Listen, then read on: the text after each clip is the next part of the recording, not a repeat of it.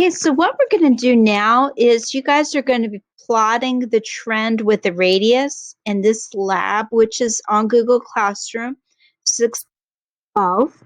So if you go to the second page of this lab, what you will see is a table with some information about different elements on your periodic table. What I point out is on this table, each element, the radius is in the lower left-hand corner, and what you're going to be graphing is the radius for elements number 3, lithium, all the way up to calcium. So you're going to be plotting this radius and the atomic number. So you need to find the information from that table, and then I'm going to go down to the graph, and if we go down to the first graph, you're going to be plotting the radius, and you're going to have to think about an appropriate range for the y-axis.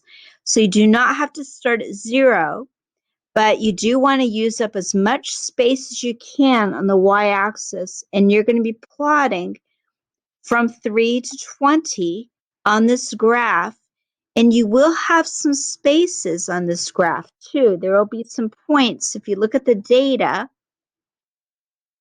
let's go back to the data.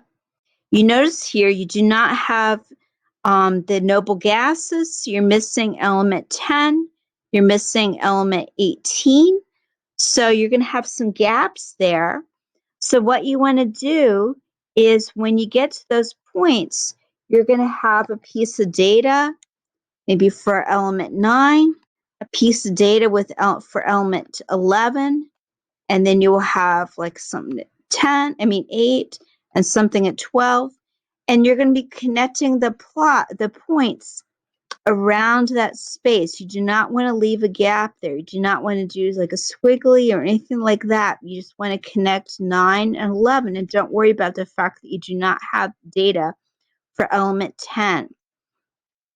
So you want to plot that, and I want you to observe the trends that you see.